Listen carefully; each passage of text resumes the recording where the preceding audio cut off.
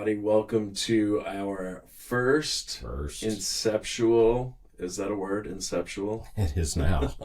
Our first inceptual podcast. This is called 3Chords&The Truth. Let's go. Where we uncover authentic stories, the untold stories of the music industry, those artists, writers, producers who are really focusing on their craft, and want to tell their journeys and their real stories behind every song and behind their music and the music industry. This is a wonderful idea that we have kind of brainstormed. I'm here with my good friend and co-host for today, Rich McClure.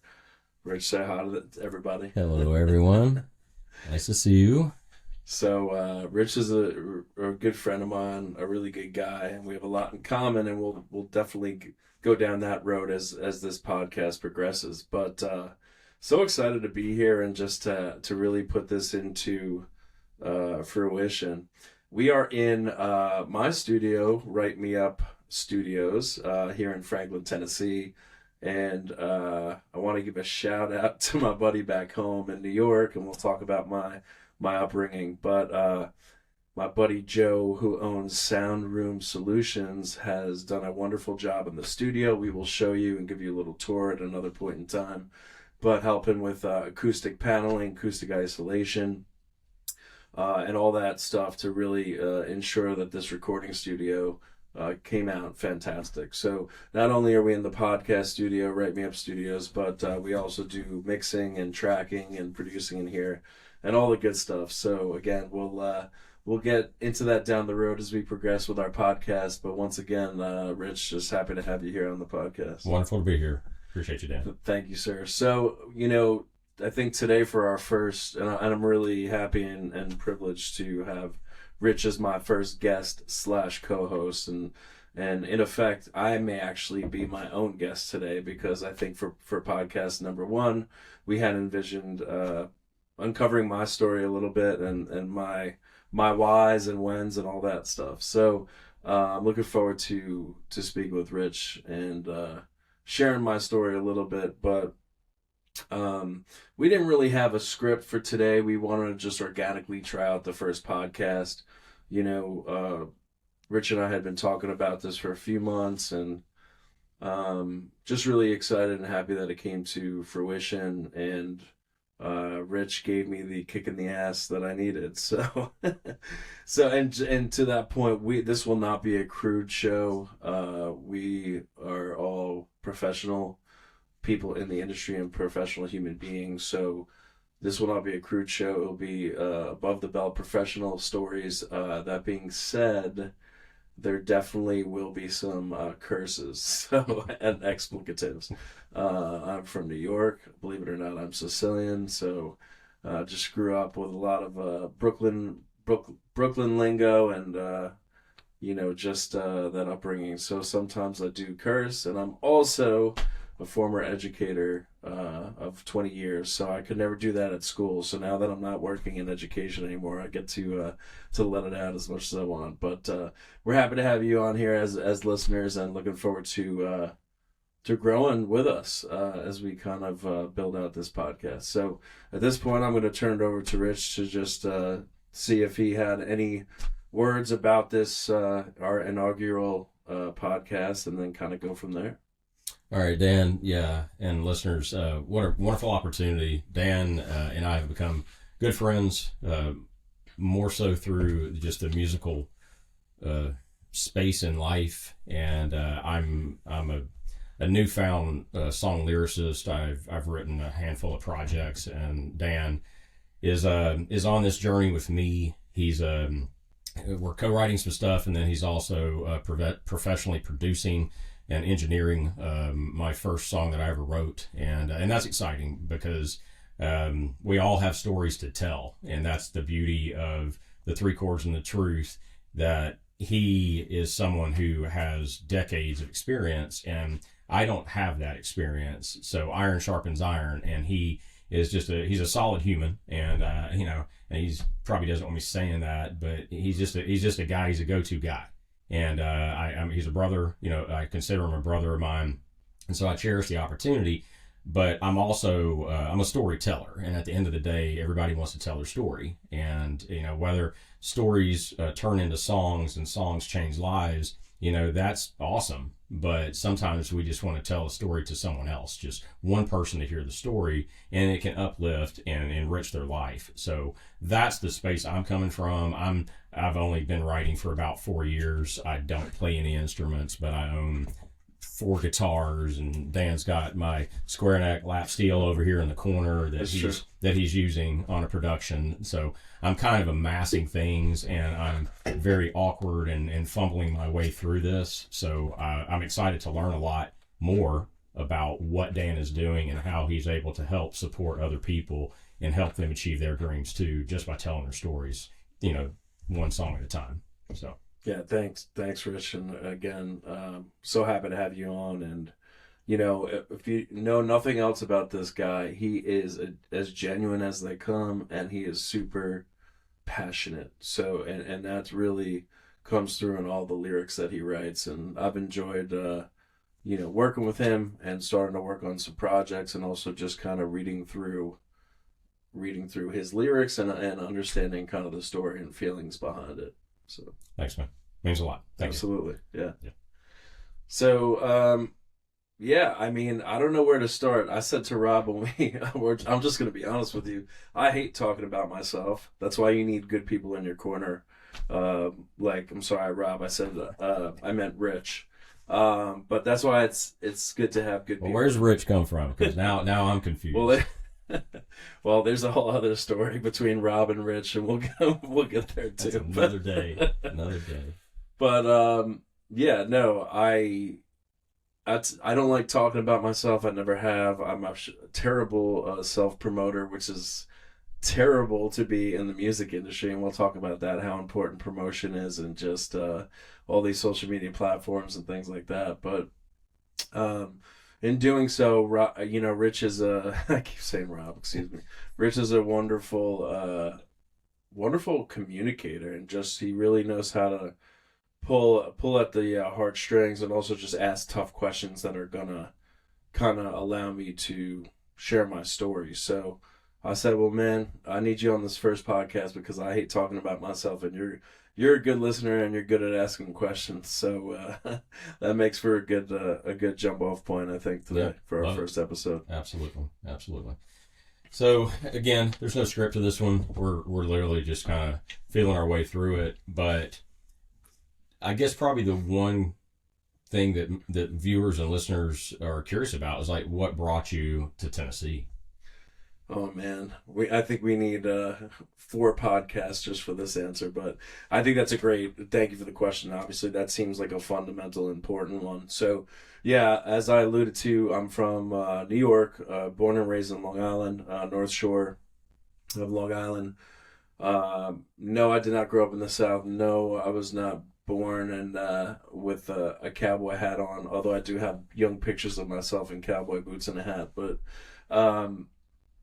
I've always loved country music. I grew up listening to country music, even though, like I said, I'm from New York. My parents would listen to a lot of Alabama in the car. I remember on long rides, Dolly Parton, Patsy Cline, old school stuff.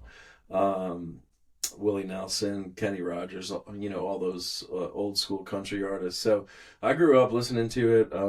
Obviously, it was not the most prevalent genre at the time in New York, but it's just part of how I grew up, and I really enjoyed my whole childhood. But moving forward to and getting back to the question at hand, I moved down to Tennessee close to 3 years ago. I had spent close to 20 years in education. I was in K-12 education for 20 years, mostly as a teacher, but then most recently as a school principal. And for me, I just needed a change in career. I loved working with kids and kind of making a positive impact in the schools, but I also felt it was time for a change in direction. And as we'll talk about, I've been playing music professionally for the last 15 years. Part-time, obviously, because I've had to pay bills and my involvement and in education. So it's always kind of been part-time. But been doing so, like I said, professionally for 15 years. So I wanted to get down closer to the Nashville music scene and where country music is growing by the second, and you know that was a large part reason for the move down to Tennessee. And I have also been through a bunch of personal stuff, lost losing my parents and had some health issues, and man, there's just so much that I guess to uncover. But I just felt like if I was ever gonna come down to Nashville and continue to pursue the dream, that there was no better time than the present, which was 3 years ago. So. Nice, nice. So, what was the first instrument you ever owned, played, was given to you as a gift, and you just kind of took to it naturally? Great question. Yeah, actually, believe it or not, it was the piano. I grew up taking piano lessons when I was a little kid, and at that time, I was started to be able to read music and understand how to read music. I don't remember how old I was, but then in school, I went from piano to actually playing the saxophone. So I was in the school band, the jazz band, probably from, I think, fifth grade to senior year. So it was just something I carried along and followed along with. I really enjoyed the saxophone. It's, the woodwinds are, I mean, I feel like any good 80s songs needs a sax solo, in the middle after the second chorus. So I know many of them did back in the day. So I have an affinity for 80s. Yeah, but play the saxophone, and somewhere in between 16, 17 years old, funny little story. I have a picture of my dad up there as a young man in a cover band called the Crosswinds. And that kind of segues perfectly into my story, because I was 16, 17 years old. I was grabbing something out of the storage closet, and I saw a big shape case that was obviously a guitar case. I pulled it out. I opened the case, and it was a black Epiphone, a Les Paul knockoff, so to speak, for lack of a better term. I hate to use that because Epiphones can be good guitars too. But I asked my dad, I'm like, which is this yours? Like, what's going on? Like, do you play guitar? And I was so fascinated by it. And my dad, he never really dove into too much detail with me on his past. He's like, yeah, I was in a cover band, wedding band, he said, for, gosh, I don't even know, for 15, 20 years. And he was the lead singer, and he would just strum a few chords. He wasn't a Eddie Van Halen or a monster guitar player, but he just had it as a backup rhythm guitar, like a lot of country artists do today, to be honest with you. And so I picked up his guitar, and he didn't really remember how to play, and he hadn't played in forever, so I decided to just teach myself how to play the guitar. Wow. So I picked up a couple of basic chord books, and then, I fast forward to college, maybe. Then I fell in love with Dave Matthews and Dave Matthews Band, and decided to lock myself in a room and figure out how to play every one of the songs on the record. It was either Before These Crowded Streets or it was the Crash album. But yeah, that, and honestly, I'm so grateful for his genius in terms of how he writes, and he's just a brilliant guy. The complexities of his chords and chord progressions, the triads, learning all that stuff is really how I can play the guitar now. Mm-hmm. Like, how I'm as efficient and proficient at the guitar is just figuring out his weird chords and fingerings, where your fingers are placed on the guitar, on the neck. So yeah, went from guitar, and now I dabble in resonators and banjos. Thank you, Rob, for letting me borrow your resonator, your lap steel. Indeed. It's getting good use, I promise. Yeah. So yeah, sorry for the long-winded, although I guess that's the point of this whole thing. That was exactly the point. To actually be long-winded and talk about yourself. Yeah, it's good. So that's so now I live in guitar, bass, banjo, piano land. and that's where I'm able to actually do a lot of the great. I'm grateful too. I'm able to do a lot of mixing and tracking in the studio. So a lot of days I'll be playing 4 different instruments just at different parts of the day, just tracking on a song. So that's pretty fun too. Yeah. Well, that's exciting, man. So if you, behind you, because I can see a slew of like 5 guitars. Yes. What are we looking at over here? Well, and the camera, you guys can't see. By the way, I'm not shamelessly promoting or endorsing, but I am enjoying a THC seltzer, and that's a whole other story we'll discuss, but with my little high noon koozie. But yes, so I have a Fender Deluxe Stratocaster, and it's like a silver gray finish. It's a beautiful guitar. It's one of my favorite electric guitars to play right now and to track. I also have a blue Mexican Telecaster. I have a Squire bass that I just use for tracking. I have a Les Paul cherry wood finish special that I have owned for probably 15 years. And it was the guitar I used all the time when I was in my touring rock band and playing all live shows. And what was the name of the band? The name of the band was Soundside, yes. And I co-founded that band with a buddy of mine from high school. Nice. Also, stories for days. But yeah, and then there's a Black Takamine, which I also love. I played for a long time. And then we have some other beautiful stuff on the wall. And again, guys who are watching 3 Chords and the Truth, apologies that we don't have our rotating cameras or multi-camera views yet, but I promise we will. We're just getting off the ground, so bear with us. Well, I did lead you with that question because as you and I've talked about building out this podcast and just the vision for it and bringing other guests, musicians, aspiring songwriters, just people in the industry that just are very much in the storytelling vibe. Also, like having them sit here, and I can't wait to see one of them pull out that cherry wood, you say Les Paul, and just do a jam session, or Absolutely. Take that bad boy off the wall and just or take this one right here and do some magic with it. What is that one? Oh, my Taylor, yeah. Yeah, and that's exciting just because I know that the vibe of this room, and just when we're working on, some production, the two of us, just to see how this is coming together. And I don't know, it's going to be fun, man. At the end of the day, life needs to be fun. Let's have some fun right now and just keep telling stories. Yeah, absolutely, man.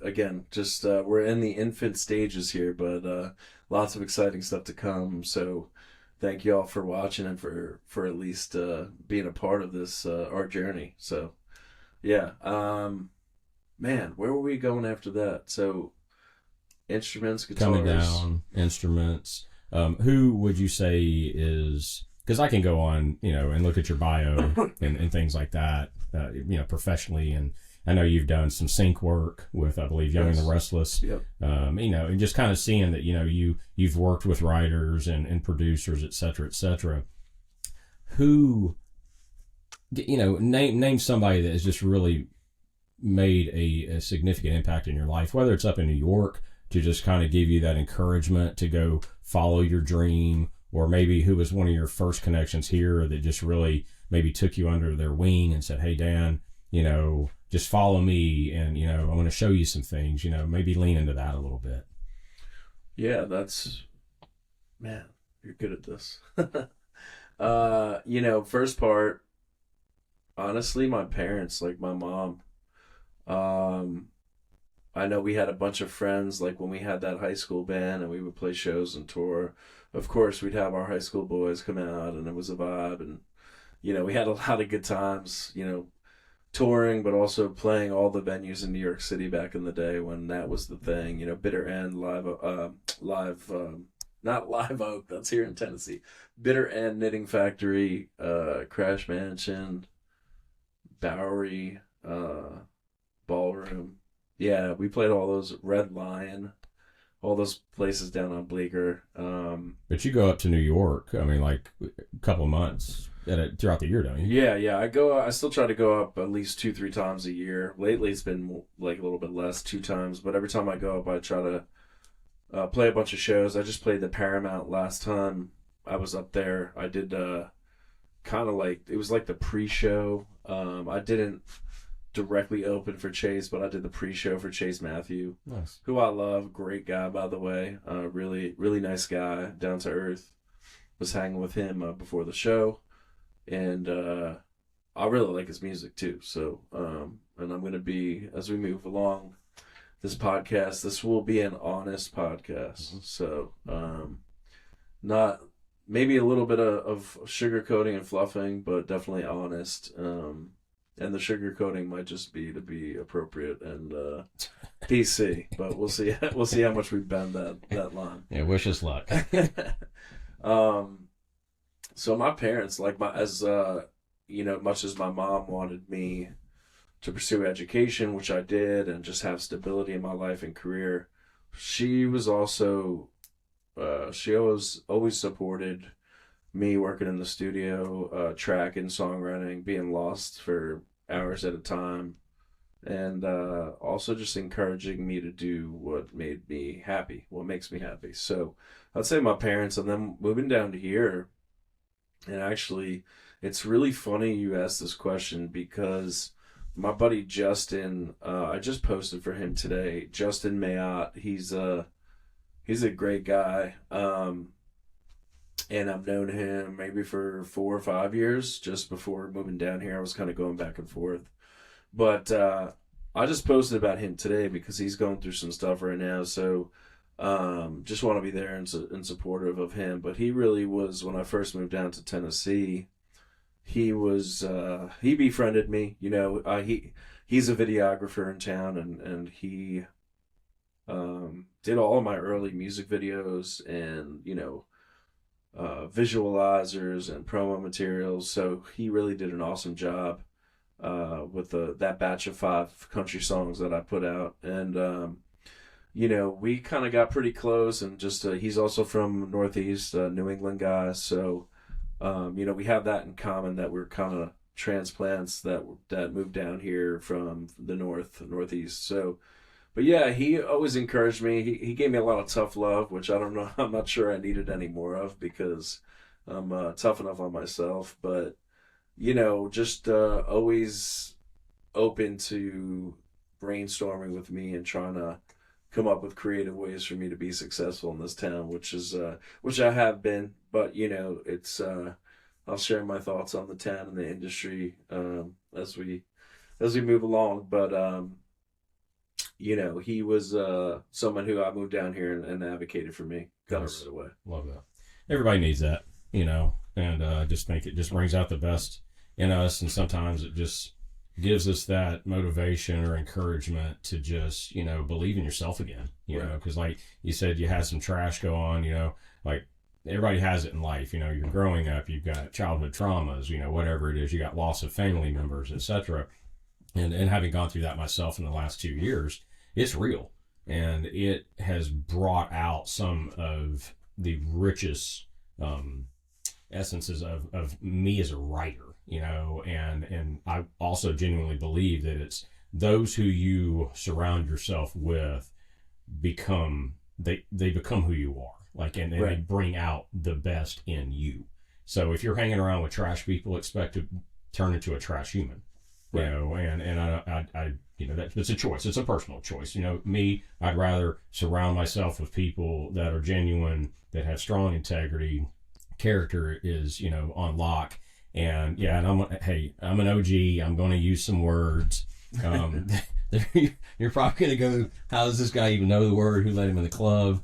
But I'll unpack that one, on another day. I got some good ones that I picked up lately. But I just think that that's what it's about, man. Like, surround yourself with people, gravitate towards those people. Gravitational pulls are real. They're natural. And when you find yourself in orbit with people that are like you, then you can kind of build that life, Right. And I've seen your music develop and progress, and just in the short period, last couple of years that we've known each other.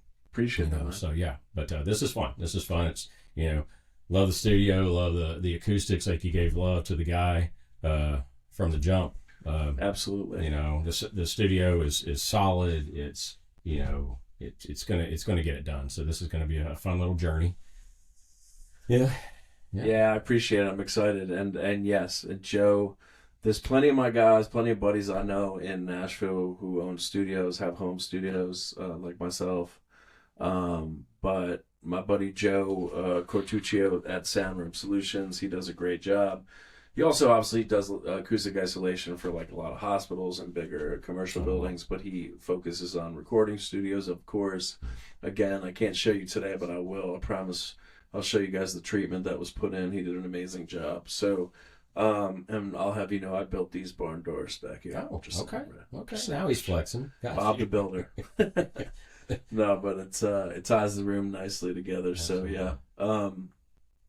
Well, man, tell us a little bit about kind of what you did today. You had a little, I don't want to say Sunday fun day, but as we're both now, I won't consider myself a native, but I definitely feel like a local at this point. Yeah. And so, you know, there's a lot of, we talk about a lot of music stuff, a lot of writers and so forth, but, you know, there's some really nice and exclusive venues in Franklin and Leapers Fork that showcase in-house writers and I think give the artist an opportunity or the performer an opportunity to have a attentive audience and authentic experience. So what did you end up doing today? Well, so just a little backstory on me. I'm a Tennessee guy, born in Knoxville, moved to Franklin in the 70s, grew up in Franklin 70s, 80s, 90s, and then went to East Tennessee to get a college degree and ended up in West Tennessee to raise a family, and ultimately came back here 4 years ago, which was, again, part of my own journey.